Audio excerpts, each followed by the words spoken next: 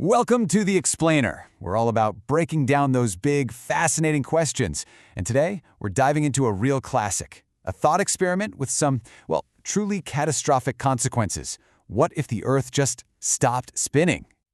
So, to really wrap our heads around this, let's start with a question that might just mess with your sense of reality for a second.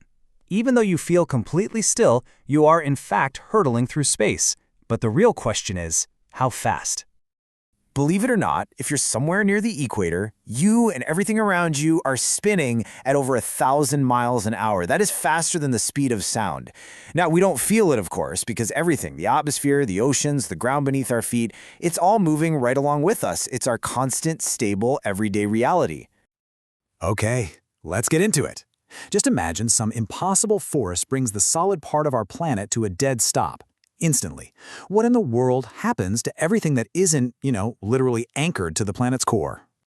Well, the first, most immediate, and most lethal problem, it all comes down to one simple, completely inescapable law of physics. Yup, good old inertia. See, the Earth itself might have stopped, but your inertia? It means you haven't. And neither has the atmosphere, the oceans, the buildings, the trees. Pretty much everything on the surface is still trying to move at its original blistering speed. The effect would be almost exactly like being in a car that's traveling at supersonic speeds when it hits a solid brick wall.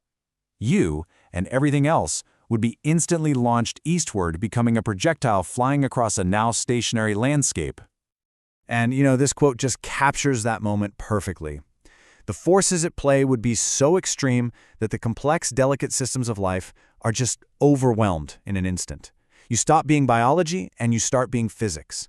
Your body wouldn't just tumble, it would literally be torn apart. So this isn't just a personal problem, right? This is a full-on global cataclysm. Because it's not just you flying through the air, it's the entire atmosphere. All of a sudden, the very air we breathe becomes a global supersonic wind. And get this, a staggering 85% of the world's population lives in the zone that would experience the absolute worst of it.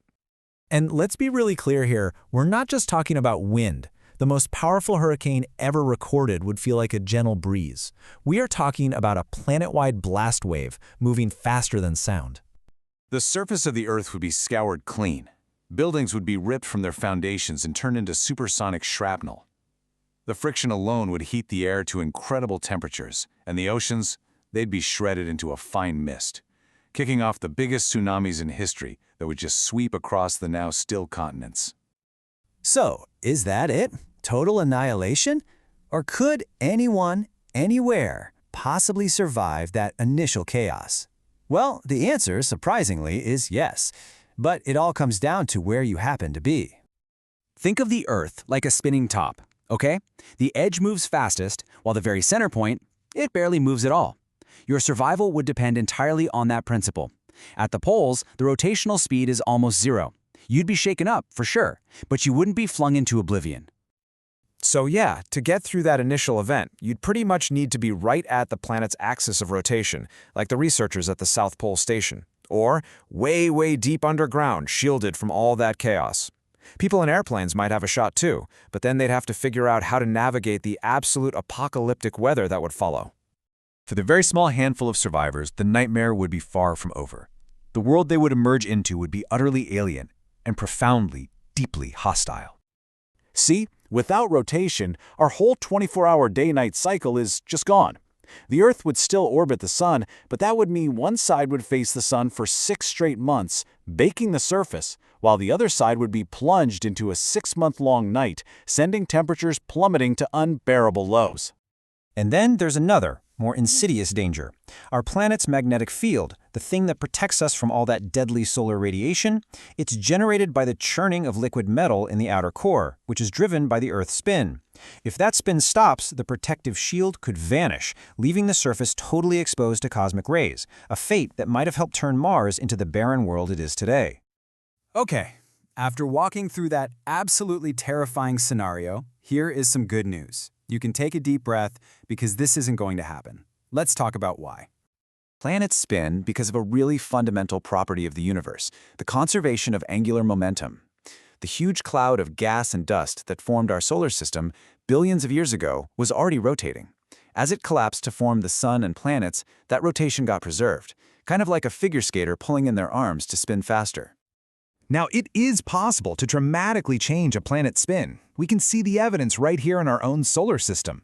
Venus spins incredibly slowly and backwards, and Uranus is basically knocked over on its side.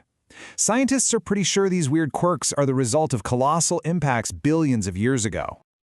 But here's the bottom line. The only known way to bring a planet to a sudden, dead halt is to hit it with another planet-sized object moving at the perfect speed and angle to cancel out all that momentum. And in our modern, relatively stable solar system, the chances of that happening are basically zero. This scenario remains firmly in the realm of fascinating but thankfully fictional thought experiments. You know, thinking through this whole extreme scenario really does highlight how many delicate, cosmic forces had to line up perfectly to create and sustain life here on Earth. It really makes you wonder what other invisible balances are at work right now, quietly making our world possible. Something to think about. Thanks for tuning in.